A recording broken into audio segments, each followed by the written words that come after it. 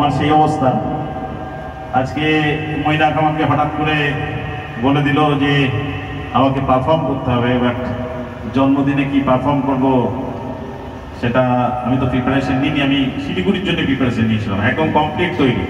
কালকে শিলিগুড়ি পাঠিয়ে দেবে, আমাকে বলেছে আধ ঘন্টা আপনার জন্যে, আমাদের জন্য 1 ঘন্টা। তো আমি সেইভাবে নিজেকে তৈরি করেছি। আমি ধুলাগড়ের জন্য তৈরি করিনি, কারণ এখানে কেক কাটা হবে জন্মদিনে আমার জন্য, তোমরা সব বলবে, আমি এনজয় করব। এনজয় করার জন্য আজকে আমি এসেছিলাম। তো যাই হোক, এনজয় তো খুবই করলাম, তোমরা যেভাবে পারফর্ম করলে।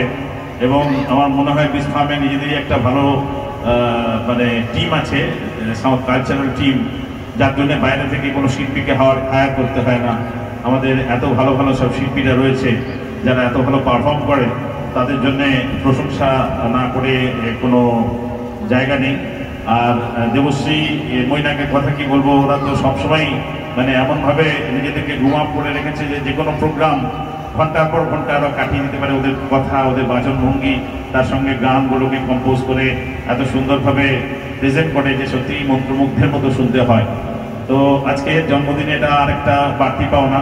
এবং আমার ছেলে আমার সম্বন্ধে যেটা বলেছে, তাতে আমি নিজেকে বাবা হিসেবে গর্ব অনুভব করছি যে প্রত্যেক বাবাই চায় যে ছেলের বাবার মধ্যে একটা আলাদা ফিলিংস থাকুক, এবং সেই ফিলিংসটাই তাকে একটা অন্য জায়গায় পৌঁছে দেয়। তো আমি thankful to my son. And অর্পণের সম্বন্ধে কি বলবো, আমি মিস্টার বাগকে হারানোর পরে একটু অসুবিধার মধ্যে পড়েছিলাম, যে ভেবেছিলাম এই কোম্পানি, যিনি এই সাম্রাজ্য এত সুন্দরভাবে বিস্তার করেছেন, তার পরিধিকে বাড়ানো মনে হয় আমাদের পক্ষে সম্ভব হবে না। আমি মাঝখানে খুব আপসেট হয়েছিলাম যে হয়তো বিস ফার্মের যে জয়যাত্রা, সেই জয়যাত্রাটা একদিন থেমে যাবে। কিন্তু না, অর্পণ যেভাবে সেলস এবং ফ্যাক্টরি দুটোকেই সমান গুরুত্ব দিয়ে এগিয়ে যাচ্ছে, তাতে আমি খুব থ্যাঙ্কফুল। এবং ওর প্রতি, ওর যে আমার প্রতি একটা মানে ভালো ধারণা আছে যে আমি ওর দাদার মতো কোম্পানিটাকে আগিয়ে নিয়ে যাওয়ার জন্য আমি হেল্প করব, সেই ধারণাটার জন্য আমি খুশি। আমি কৃতজ্ঞ যে আমার প্রতি যে ধারণাটা অর্পণের আছে, সেই ধারণাটার জন্য আমি সত্যি খুব খুশি। এবং সবচেয়ে আমার যেটা প্লাস পয়েন্ট, সেটা হলো আমাদের টিম। আমাদের এই কোম্পানির যে টিম, আমাদের যে ফ্যাক্টরি টিম, সেই টিমের মতো এত বড় টিম, এত সলিড টিম মনে হয় ভারতবর্ষের বুকে অন্য কোনো কোম্পানির নেই। এটা আমাদের সবচেয়ে গর্বের ব্যাপার। আমি আজকে একটা উদাহরণ দিচ্ছি, আমাদের টিমের একটা লিডারের কথা বলছি, যে লিডার তার কোম্পানির জন্য তার সব কিছুকে স্যাক্রিফাইস করতে পারে, সেটা হলো তুষার পাল। তুষার পাল ব্যাঙ্গালোর ফ্যাক্টরি আমাদের ডিসেম্বর মাসে চালু করতে হবে। তো প্রচণ্ড চিন্তার মধ্যে আছি। আগে একটা বাইরের কোম্পানি, পাঞ্জাবের কোম্পানি নিউয়েরা প্রচণ্ডভাবে আমাদের ব্যতিব্যস্ত করে তুলেছে। একটা 6 মাসে একটা মেশিন দেওয়ার জায়গায় 1 বছর পেরিয়ে গেছে, মেশিন দিচ্ছে না। তো মেশিনটা যখন দিল, সেটাকে ইনস্টল করতে হবে। ইনস্টল করার জন্য মাত্র একটা লোক পাঠিয়েছে, সেই একটা লোক দিয়ে এত বড় লাইন ইনস্টল করা পসিবল নয়। সুতরাং তুষার যে শিলিগুড়ি কারখানার নিউয়েরা লাইনটা খুব সাকসেসফুলি ইনস্টল করেছে। এবং আমার মনে হয় এই প্রথম নিউয়েরা ভারতবর্ষের বুকে একটা লাইনকে আমাদের এই সুন্দর টিমের জন্য কিন্তু সাকসেসফুলি রান করতে পারলো। এটা আমার মনে হয়, এটা আমাদের মতো টিম না থাকলে নিউয়েরা পারত। এবং ভারতবর্ষের বুকে কোনো জায়গাতেই নিউয়েরা সাকসেসফুল হয়নি, হয়তো বিদেশে হয়েছে। বাট তুষার যখন ব্যাঙ্গালোরে আছে, আমাকে তুষার ফোন করে বললো, স্যার আমি যদি দুর্গাপুজোয় বাড়ি যাই, তাহলে কিন্তু আমি ডিসেম্বরের মধ্যে কিছু কমপ্লিট করতে পারবো না। কিচ্ছু হয়নি স্যার, ওদের লোক এসছে, এখন আমি যদি চলে যাই তাহলে কিন্তু একদম কিছু হবে না, সব বন্ধ হয়ে যাবে। তাহলে কি করা হবে? বলে না স্যার, আমি এখন যাবো না। যাবে না? দুর্গাপুজো ছেড়ে দেবে? বলে ঠিক আছে, ঠিক আছে, আমি কালী পুজোয় যাবো।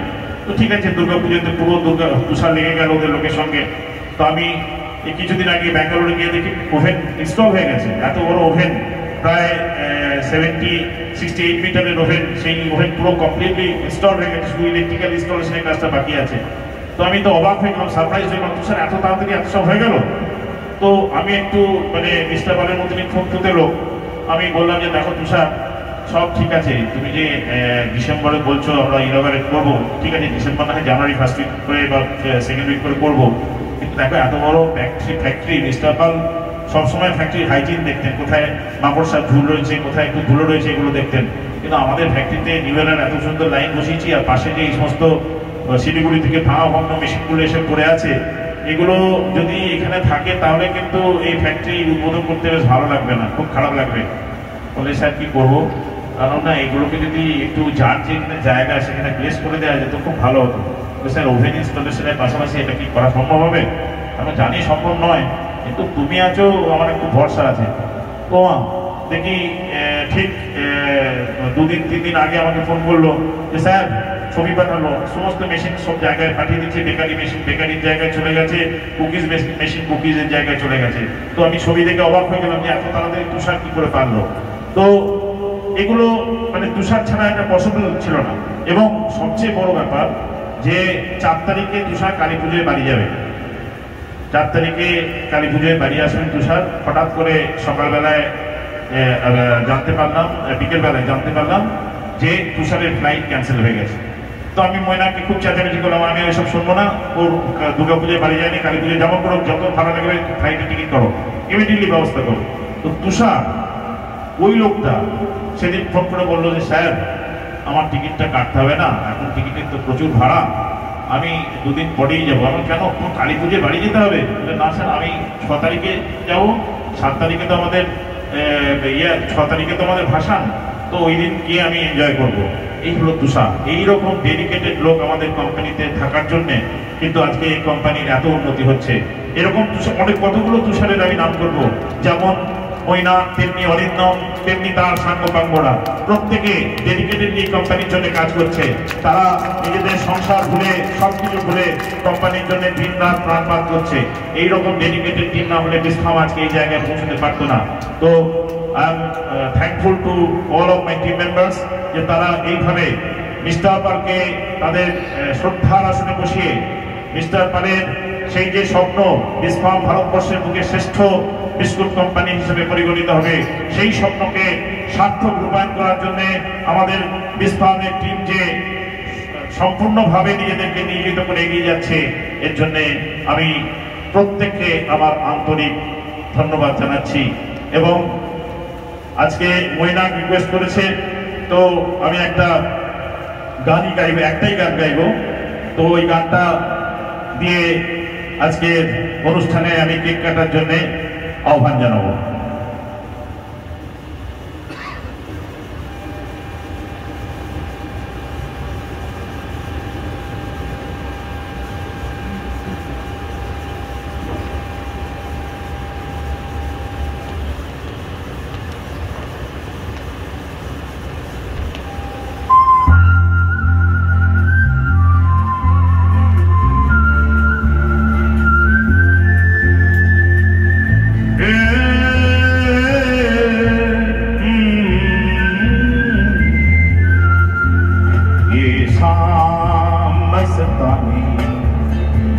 होश किए जा, मुझे डोर कोई खींचे तेरी ओर लिए जा।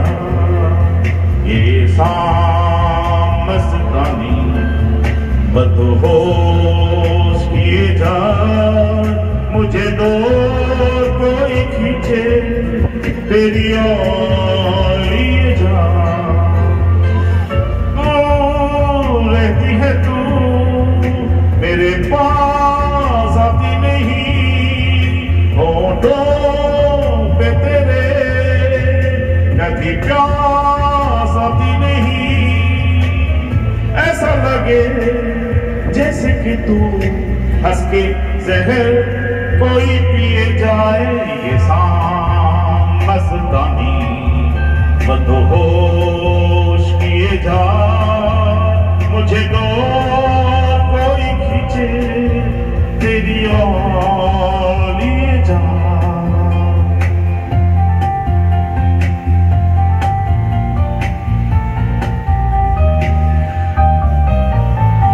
प्यार दीवाना होता है, मस्ताना होता है, हर खुशी से हर गम से बेगाना होता है।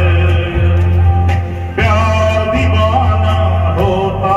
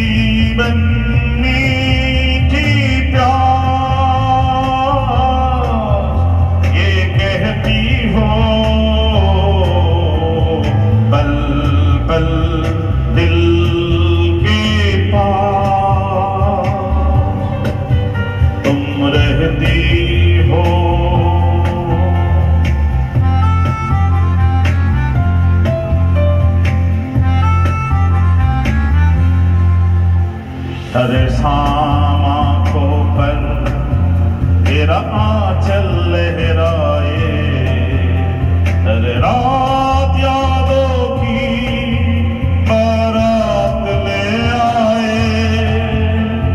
मैं सांस लेता हूँ तेरी खुशबू आती है, एक महका महका सा पैगाम लाती है।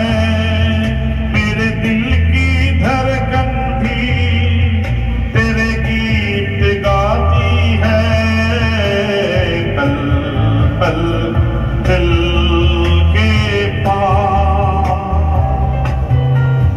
तुम रहती हो।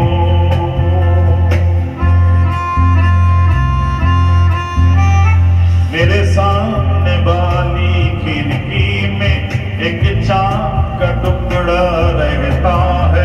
मेरे सामने वाली खिड़की में एक चाँद का टुकड़ा रहता है। अफसोस ये है कि वो हमसे कुछ उखड़ा उखड़ा रहता है। मेरे सामने वाली खिड़की में एक चाँद का टुकड़ा रहता है।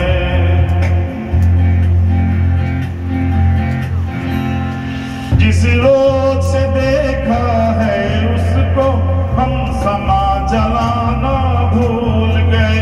दिल थाम के ऐसे बैठे हैं वही आना जाना भूल गए। अब और पहले आँखों में कोई चंचल मुखरा रहता है।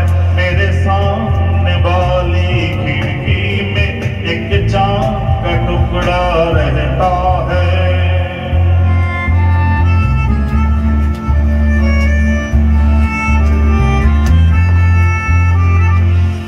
आने वाला पल जाने वाला है,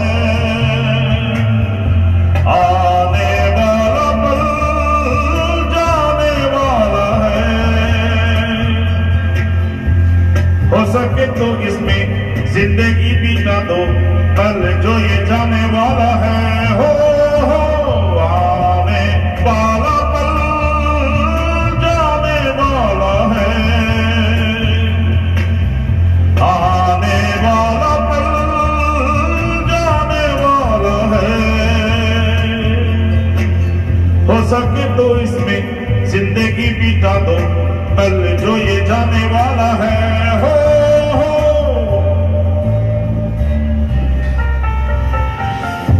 एक बार यूं मिली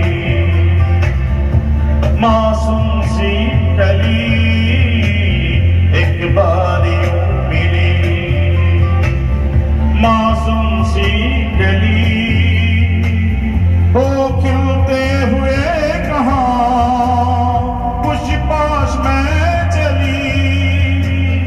देखा तो नहीं है ढूंढा तो नहीं है, कल जो ये जाने वाला है। हो आने वाला पल जाने वाला है, आने वाला पल जाने वाला है। Thank you.